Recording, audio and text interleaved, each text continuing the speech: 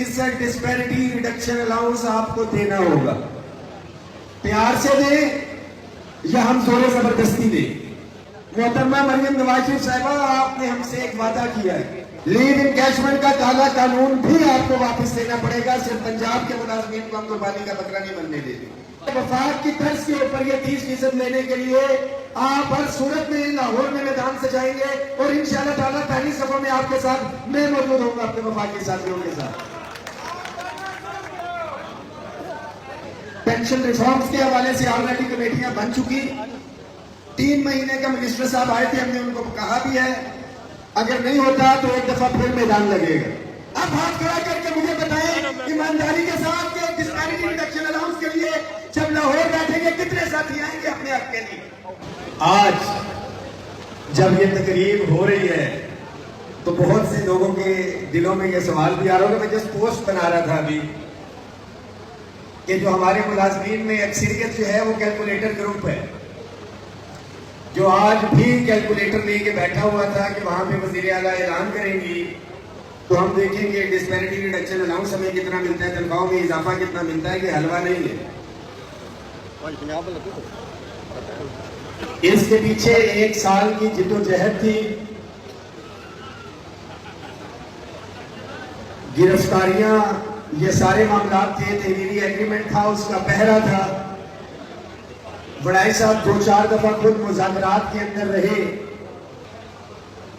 تو بہت سے ساتھیوں کے ذہن میں آ رہا ہوگا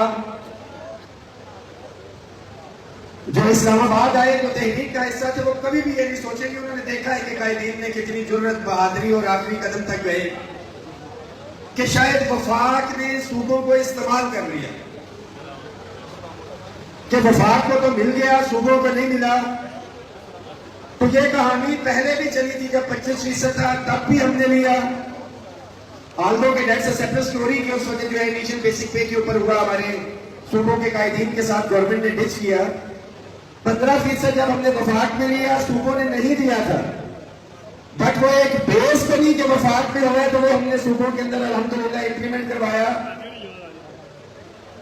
35% جب وفاق میں رننگ بیسک پے کے اوپر لیا تھا تو صوبوں کے اندر انیشل بیسک پے کے اوپر تھا. اس کو بنیاد بنا کے ہم نے صوبوں میں احتجاج کیا اور اس کو بھی ہم نے رننگ بیسک پے کے اوپر کروایا.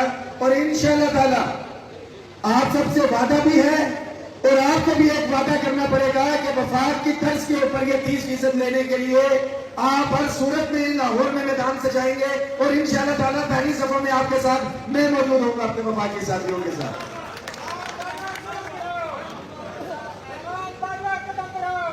انشاءاللہ تعالی یہ پیغام ساتھیوں تک تو پہنچ رہے. ڈیفینیٹلی جو ہمارے ادارے ہیں ان تک بھی یہ ویڈیو کی صورت میں پہنچ جائے گا. بڑا آسان، بڑا سمپل، بڑا کلیئر کٹ میسیج ہے آپ کے لیے کہ یہ 30% ڈسپیرٹی ریڈکشن الاؤنس آپ کو دینا ہوگا. پیار سے دیں یا ہم زور زبردستی دیں.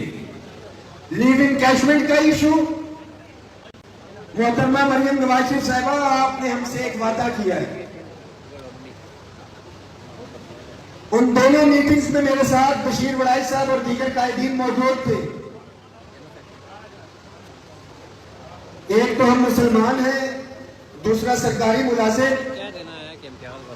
ہم اپنی زبان کے پکے ہیں اور ہم سیاستدانوں سے بھی یہی امید رکھتے ہیں کہ آپ اپنی زبان کا، اپنے قول کا جو ہے وہ بھرم رکھیں گے. لیو انکیشمنٹ کا کالا قانون بھی آپ کو واپس لینا پڑے گا. صرف پنجاب کے ملازمین کو ہم قربانی کا بکرا نہیں بننے دیں گے. اس کے ساتھ ساتھ پینشن ریفارمز کے حوالے سے آلریڈی کمیٹیاں بن چکی. 3 مہینے کا منسٹر صاحب آئے تھے، ہم نے ان کو کہا بھی ہے اگر نہیں ہوتا تو ایک دفعہ پھر میدان لگے گا.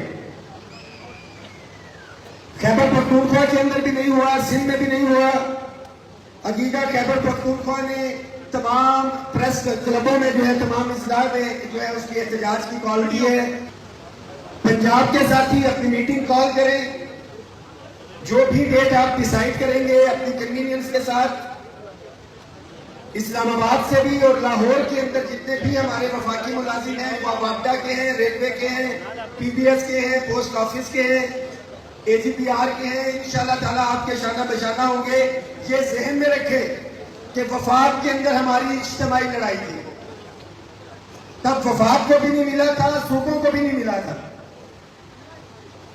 اب صوبوں کو نہیں ملا، وفاق کو مل چکا ہے، تو یہ امید مت رکھیے گا کہ ہم اتنے بحث ہیں کہ کسی کو ملا ہوا ہے وہ آپ کے لیے آئے گا.